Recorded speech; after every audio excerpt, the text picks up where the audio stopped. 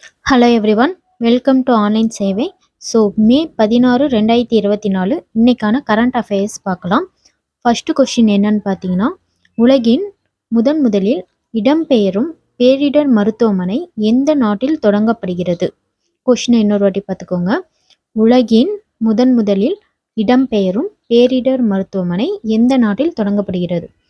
Option A, India தான் இதுக்கு answer. இந்தியாவில் தான் ஃபர்ஸ்ட் இடம்பெயரும் பேரிடர் மருத்துவமனை கொண்டு வந்திருக்காங்க. அதாவது நரேந்திர மோடி அவர்கள் வந்து 2023 ஒரு உச்சி மாநாட்டில் வந்து இந்த மாதிரி பேரிடர் காலத்தில் மக்களுக்கு உதவி செய்கிற மாதிரி விமானம் மூலமாகவே உதவி செய்கிற மாதிரி ஒரு இடம்பெயரும் பேரிடர் மருத்துவமனையை கொண்டு வரணும் அப்படின்னு ஒரு அனௌன்ஸ்மெண்ட் பண்ணியிருந்தாங்க. ஓகேவா? இப்போ வந்து இடம்பெயரும் பேரிடர் மருத்துவமனையோட பெயர் என்னன்னு பார்த்தீங்கன்னா, ஆரோக்கிய மைத்ரி கியூப். இடம்பெயரும் பேரிடர் மருத்துவமனையோட பெயர் வந்து ஆரோக்கிய மைத்ரி கியூப். இது வந்து எந்த திட்டத்துக்கு கீழே கொண்டு வரணும் அப்படின்னு பார்த்தீங்கன்னா, பிஷம் அப்படின்ற திட்டத்துக்கு கீழே தான் வரணும்னு பிப்ரவரி 2022 ஒரு அனௌன்ஸ்மெண்ட் பண்ணியிருந்தாங்க. பிஷம் அப்படின்ற திட்டத்தின் கீழே ஆரோக்கிய மைத்ரி கியூப் அப்படின்ற இடம்பெயரும் பேரிடர் மருத்துவமனை கொண்டு வந்திருக்காங்க. இப்போ வந்து ஆரோக்கிய மைத்ரி கியூப் முதலில் சோதனை செய்யப்பட்ட இடம் எதுன்னு பார்த்தீங்கன்னா, ஆக்ரா இந்திய விமானப்படை. ஆக்ரா இந்திய விமானப்படையில் தான் இந்த ஆரோக்கிய மைத்ரி கியூப் அப்படின்ற இடம்பெயரும் பேரிடர் மருத்துவமனையை சோதனை பண்ணியிருக்காங்க. ஃபர்ஸ்ட் கொஸ்டினை நல்லா பார்த்துக்கலாம். அப்போ தான் 1க்கு 2-3 வாட்டி பாருங்கள், அப்போ தான் உங்களுக்கு நல்லா புரியும். இப்போ வந்து இன்னொரு வாட்டி இதே பார்த்துக்கலாம். உலகின் முதலில் இடம்பெயரும் பேரிடர் மருத்துவமனை எந்த நாட்டில் தொடங்கப்பட்டது அப்படின்னு பார்த்தீங்கன்னா, இந்தியாவில் தான் ஃபர்ஸ்ட் இடம்பெயரும் பேரிடர் மருத்துவமனை கொண்டு வந்திருக்காங்க. அதாவது விமானம் மூலமாக மக்களுக்கு பேரிடர் காலத்தில் உதவுற மாதிரி ஒரு பேரிடர் மருத்துவமனையை கொண்டு வந்திருக்காங்க இந்தியாவில். இதோட பேர் என்னன்னு பார்த்தீங்கன்னா, இடம்பெயரும் பேரிடர் மருத்துவமனையின் பேர் என்னன்னு பார்த்தீங்கன்னா, ஆரோக்கிய மைத்ரி கியூப். இது எந்த திட்டத்துக்கு கீழே வரணும் அப்படின்னு பார்த்தீங்கன்னா, பிஷம். அது வந்து பிப்ரவரி 2022 அனௌன்ஸ் பண்ணியிருக்காங்க. ஆரோக்கிய மைத்ரி கியூப் முதலில் சோதனை செய்யப்பட்ட இடம் எதுன்னு பார்த்தீங்கன்னா, ஆக்ரா இந்திய விமானப்படை. அங்கே தான் சோதனை செஞ்சுருக்காங்க.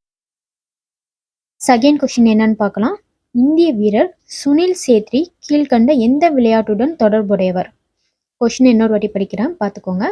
இந்திய வீரர் சுனில் சேத்ரி கீழ்கண்ட எந்த விளையாட்டுடன் தொடர்புடையவர்? இதுக்கு வந்து ஆப்ஷன் பி, கால்பந்து. சுனில் சேத்ரி வந்து கால்பந்து வீரர்.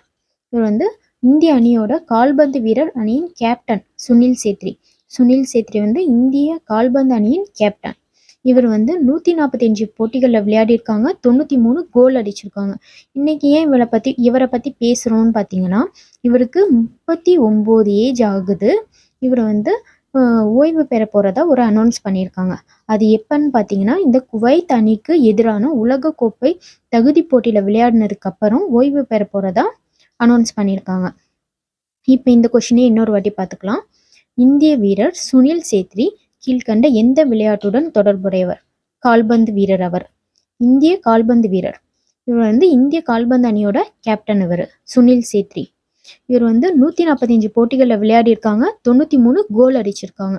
இவர் எப்போ ஓய்வு பெறதா அனௌன்ஸ் பண்ணியிருக்காங்கன்னா, குவைத் அணிக்கு எதிரான உலகக்கோப்பை தகுதி போட்டி விளையாடினதுக்கு அப்புறம் தன்னோட 39வது வயசுல ஓய்வு பெறப்படுறதா அனௌன்ஸ் பண்ணியிருக்காங்க.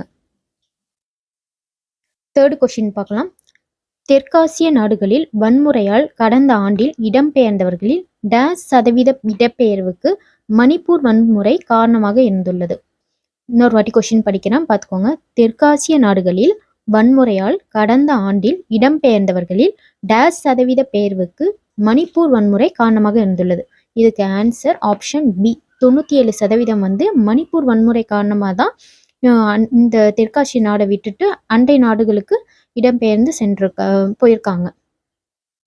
97% பேர் வந்து மணிப்பூர் வன்முறை காரணமாக தான் இடம்பெயர்ந்து போயிருக்காங்க. இது டீட்டெயில்ஸ் பார்க்கலாம். இதுக்கான டீட்டெயில்ஸு, ஜெனிவாவை தலைமையிடமாக கொண்டு சர்வதேச உள்நாட்டு இடப்பெயர்வு கண்காணிப்பு மையம் ஒன்று செயல்பட்டு வருகிறது. அவங்க ஒரு அனௌன்ஸ் பண்ணியிருக்காங்க. என்னன்னு பார்த்தீங்கன்னா, தெற்காசியாவை விட்டுட்டு 69,000 பேர் வந்து இடம்பெயர்ந்து அண்டை நாடுகளுக்கு குடிபெயர்க்காங்க அப்படின்னு சொல்கிறாங்க. ஓகேவா? இன்னொரு வாட்டி இந்த கொஸ்டினே ரிட்டர்ன் பார்க்கலாம். தெற்காசிய நாடுகளில் வன்முறையால் கடந்த ஆண்டில் இடம்பெயர்ந்தவர்களில் %, இடப்பெயர்வுக்கு மணிப்பூர் வன்முறை காரணமாக இருந்துள்ளது. 97% வந்து மணிப்பூர் வன்முறை காரணமாகவே இடம்பெயர்ந்து போயிருக்காங்க.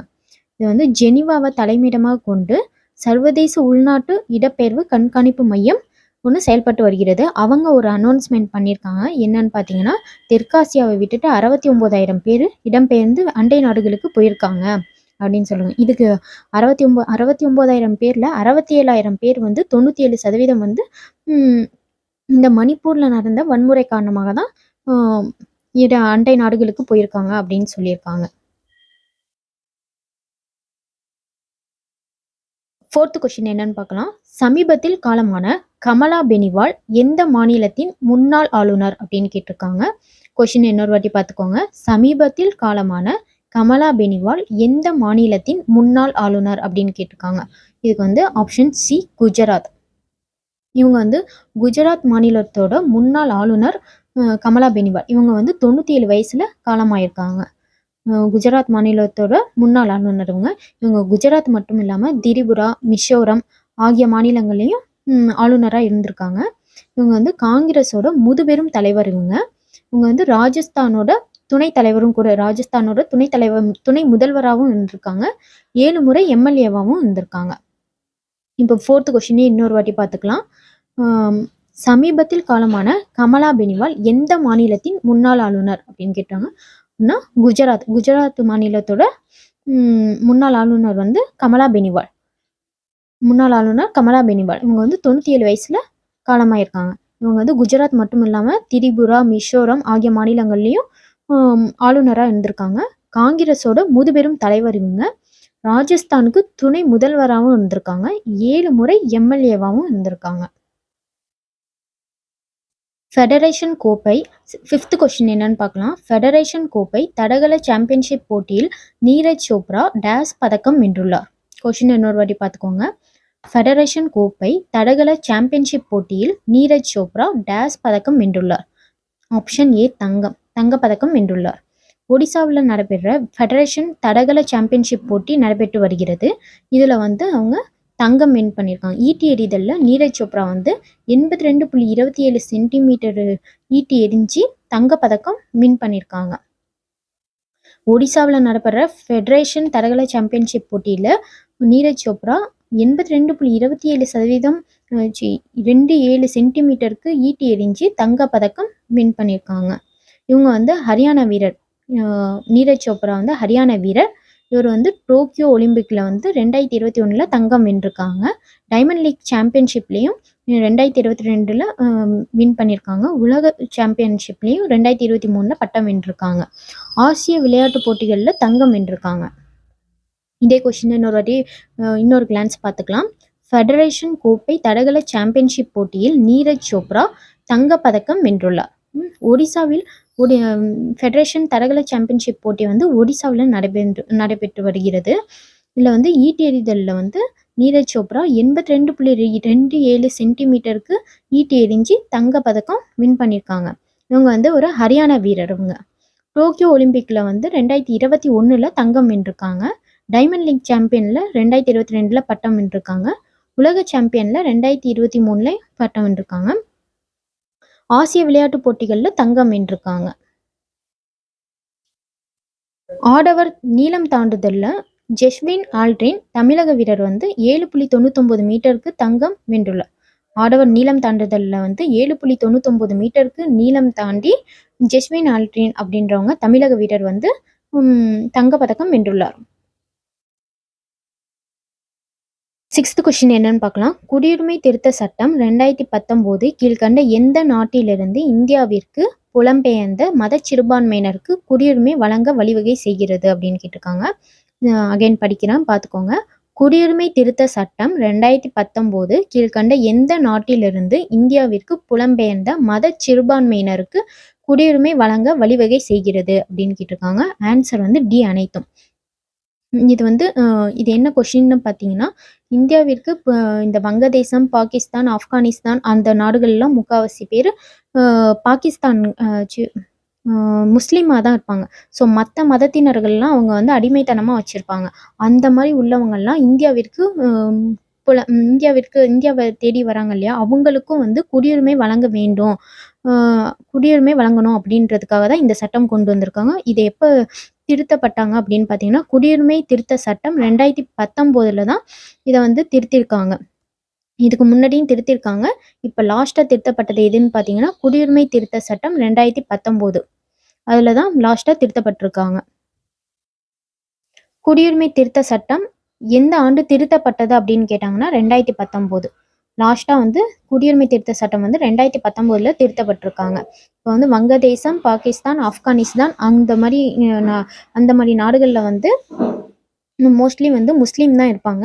அவங்கள மத்த மதத்தினர் ரொம்ப கம்மியா தான் இருப்பாங்க. அவங்களெல்லாம் வந்து முஸ்லீம் வந்து ரொம்ப அடிமைத்தனமா வச்சிருப்பாங்க.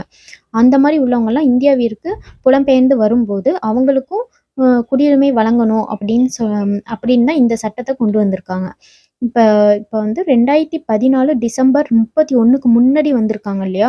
அவங்களுக்கெல்லாம் அவங்களுக்கு மட்டும் இந்த சட்டம் இப்போதைக்கு அவங்களுக்கு இந்த சட்டம் இப்போதைக்கு இயற்றப்பட்டிருக்கு. அதாவது 2014 டிசம்பர் 31க்கு முன்னாடி இங்கே புலம்பெயர்ந்து வந்தவங்களுக்கு, முஸ்லீம் அல்லாத சிறுபான்மையினர், இந்துக்கள், சீக்கியர்கள், சமணர்கள், பௌத்தர்கள் அந்த மாதிரிலாம் இருப்பாங்க இல்லையா? அவங்களுக்கெல்லாம் இந்த இந்திய குடியுரிமை வழங்கணும் அப்படின்னு வழிவகை செஞ்சுருக்காங்க. இந்த நியூஸை ஏன் இப்போ படிக்கிறோன்னு பார்த்தீங்கன்னா, இதை வந்து மார்ச் 11 இப்போ வந்து மார்ச் 11ல் வந்து மார்ச் 11ல் அமுல்படுத்தியிருக்காங்க.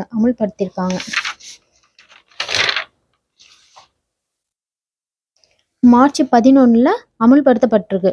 இப்போ ஏன் இந்த நியூஸை படிக்கிறோன்னு பார்த்தீங்கன்னா, குடியுரிமை திருத்த சட்டத்தின் கீழ் முதன் முறையாக 14 பேருக்கு இந்திய குடியுரிமைக்கான சான்றிதழ் வழங்கப்பட்டது. அதாவது வங்கதேசம், ஆப்கானிஸ்தான் அந்த மாதிரி உள்ள நாடுகள்லேருந்து வந்தவங்களுக்கு குடியுரிமை திருத்த சட்டத்தின் கீழே 14 பேருக்கு இந்திய குடியுரிமைக்கான சான்றிதழ் வழங்கப்பட்டிருக்கு. ஓகேவா? அகைன் இந்த கொஸ்டினையே பார்க்கலாம்.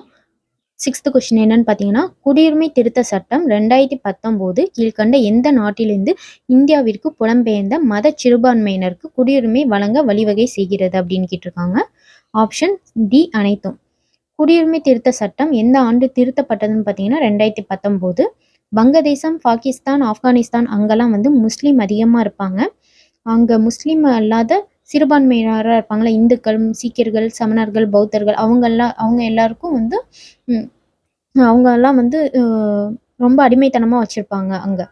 அவங்கெல்லாம் வந்து இந்தியாவுக்கு புலம்பெயர்ந்து வரும்போது அவங்களுக்கும் நம்ம குடியுரிமை வழங்கணும், குடியுரிமை சான்றிதழ் வழங்கணும் அப்படின்னு தான் இந்த சட்டத்தை கொண்டு வந்திருக்காங்க. 2014 டிசம்பர் 31க்கு முன்னாடி வந்தவங்களுக்கு இந்த சட்டம் இப்போதைக்கு குடியுரிமை வழங்குறதுக்கு திருத்த சட்டம் ஏற்பாடு பண்ணியிருக்காங்க. இதை வந்து எப்போ அமல்படுத்தப்பட்டதுன்னு பார்த்தீங்கன்னா மார்ச் 11. இந்த மார்ச் 11ல் தான் அமலுக்கு வந்திருக்குது. குடியுரிமை திருத்த சட்டத்தின் கீழ் முதன்முறையாக 14 பேருக்கு இந்திய குடியுரிமைக்கான சான்றிதழ் வழங்கப்பட்டிருக்கு. 7th கொஸ்டின் என்னன்னு பார்த்தீங்கன்னா, 243வது விலாங்கு மீன் இனம் எங்கு கண்டுபிடிக்கப்பட்டதுன்னு பார்த்தீங்கன்னா, ஆப்ஷன் பி தூத்துக்குடியில தான் 243வது விலாங்கு மீன் இனம் கண்டுபிடிக்கப்பட்டிருக்கு. இதுக்கு என்ன நேம் வச்சிருக்காங்கன்னு பார்த்தீங்கன்னா, அரியோசோமா தூத்துக்குடி என்சி. தூத்துக்குடியில் கண்டுபிடிக்கப்பட்டதுனால அரியோசோமா தூத்துக்குடி என்சி அப்படின்னு நேம் வச்சிருக்காங்க. இது வந்து காங்கிரீட் வகையான விலாங்கு மீன். இந்தியாவில் 32 வகையான விலாங்கு மீன் இனம் கண்டுபிடிக்கப்பட்டது. 7th கொஸ்டினை ஒன் கிளான்ஸ் இன்னொரு வாட்டி பார்த்துக்கலாம். 243வது விலாங்கு மீன் இனம் எங்கு கண்டுபிடிக்கப்பட்டது அப்படின்னு கேட்டாங்கன்னா தூத்துக்குடியில். இதுக்கு என்ன பேருனா அரியோசோமா தூத்துக்குடி என்சி. இது வந்து காங்கிரீட் வகையான விலாங்கு மீன். இந்தியாவில் 32 வகையான விலாங்கு மீன் இனம் கண்டுபிடிக்கப்பட்டது. தேசிய இரட்டையர் ஸ்குவாஷ் சாம்பியன்ஷிப் போட்டியில் ஜோஸ்னா சின்னப்பா டேஸ் பதக்கம் வென்றுள்ளார். தமிழக வீரர் அவங்க. கொஷினை இன்னொரு வாட்டி படிக்கிறேன் பாருங்க. தேசிய இரட்டையர் ஸ்குவாஷ் சாம்பியன்ஷிப் போட்டியில் ஜோஸ்னா சின்னப்பா டேஸ் பதக்கம் வென்றுள்ளார் அப்படின்னு கேட்டாங்கன்னா தங்கம். அவங்க வந்து ஆப்ஷன் ஏ தங்க பதக்கம் வென்றுள்ளார். இப்போ வந்து சென்னையில் வந்து தேசிய இரட்டையர் ஸ்குவாஷ் சாம்பியன்ஷிப் போட்டி நடைபெற்றது. அதில் வந்து கலப்பு இரட்டையர் பிரிவில் வந்து ஜோஸ்னா சின்னப்பா அபய் சிங் வந்து தங்கம் வென்றிருக்காங்க. ஆடவர் பிரிவில் வந்து வேலவன் செந்தில்குமார் அபய் சிங் வந்து தங்கம் வென்றிருக்காங்க. இப்போ இன்னொரு வாட்டி இதே கொஷினை பார்த்துக்கலாம். தேசிய இரட்டையர் ஸ்குவாஷ் சாம்பியன்ஷிப் போட்டியில் ஜோஸ்னா சின்னப்பா டேஸ் பதக்கம் வென்றுள்ளார் அப்படின்னா தங்க பதக்கம் வென்றிருக்காங்க. இது வந்து சென்னையில் வந்து தேசிய இரட்டையர் ஸ்குவாஷ் சாம்பியன்ஷிப் போட்டி நடைபெற்றது. இதில் வந்து கலப்பு இரட்டையர் பிரிவில் வந்து ஜோஸ்னா சின்னப்பா அபய் சிங் வந்து தங்க பதக்கம் வென்றிருக்காங்க. ஆடவர் பிரிவில் வேலவன் செந்தில்குமார் அபய் சிங் வந்து தங்கம் வென்றிருக்காங்க. 9th கொஸ்டின் என்னன்னு பார்த்தீங்கன்னா, சென்னை உயர் நீதிமன்றத்தின் தலைமை நீதிபதி யாருன்னு கேட்டாங்கன்னா சி. கங்கா புர்வாலா. கொஸ்டினை இன்னொரு வாட்டி படிக்கிறேன் பாருங்க. சென்னை உயர் நீதிமன்றத்தின் தலைமை நீதிபதி யாருன்னு கேட்டாங்கன்னா கங்கா புர்வாலா. இப்போ வந்து மே 23 இவங்க ஓய்வு பெறதா அனௌன்ஸ் பண்ணியிருக்காங்க. தலைமை நீதிபதி கங்கா புர்வாலா. இவங்க இருந்த பீரியட்ல வந்து மிக முக்கியமான தடையா என்ன வந்ததுன்னு பார்த்தீங்கன்னா, ஆன்லைன் சூதாட்டங்களுக்கு தடை விதித்தது தமிழக அரசு. இந்த ஆன்லைன் சூதாட்டங்களுக்கு இவங்க பீரியட்ல தடை வந்ததுனால இது ஒரு முக்கியமான தடையா கருதப்படுது. இப்போ 9th கொஸ்டினை இன்னொரு வாட்டி பார்த்துக்கலாம். சென்னை உயர் நீதிமன்றத்தின் தலைமை நீதிபதி யாருன்னு கேட்டாங்கன்னா கங்கா புர்வாலா.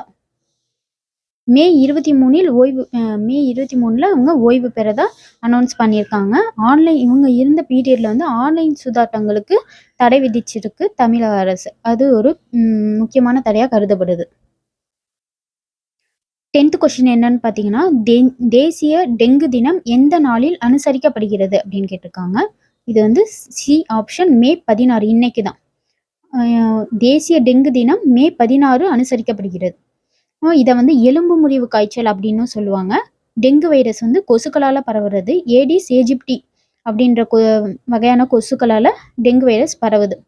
இதோட இன்னைக்கு வந்து அதாவது மே 16 டெங்கு தினம் அன்னைக்கு வந்து ஒரு தீம் சொல்லியிருக்காங்க. என்னன்னு பார்த்தீங்கன்னா, dengue prevention our responsibility for a safer tomorrow.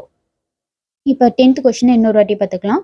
தேசிய டெங்கு தினம் எந்த நாளில் அனுசரிக்கப்படுகிறது அப்படின்னு பார்த்தீங்கன்னா மே 16. மே 16 தேசிய டெங்கு தினம் அனுசரிக்கப்படுகிறது. எலும்பு முறிவு காய்ச்சல் அப்படின்னு சொல்லப்படுது. டெங்கு வைரஸ் வந்து கொசுக்களால் பரவுறது. ஏடிஸ் எஜிப்டி அந்த வகையான கொசுக்களால் டெங்கு வைரஸ் பரவுது. இந்த மே 16 அன்னைக்கு 2024 ஒரு தீம் கொண்டு வந்திருக்காங்க. என்னன்னு பார்த்தீங்கன்னா, dengue prevention our responsibility for a safer tomorrow. அவ்வளோதான். மே 16 2024க்கான கரண்ட் அஃபேர்ஸ் கொஷின்ஸ் பார்த்தோம். ஸோ நம்மளோட சேனலை ஆன்லைன் சேவை சேனலை சப்ஸ்கிரைப் பண்ணிக்கோங்க. இன்ஸ்டாகிராம் பேஜை நான் கீழே டிஸ்கிரிப்ஷனில் கொடுக்குறேன். அங்கேயும் அந்த இன்ஸ்டாகிராம் பேஜையும் ஃபாலோ பண்ணிக்கோங்க. சப்போர்ட் பண்ணுங்கள். தேங்க்யூ.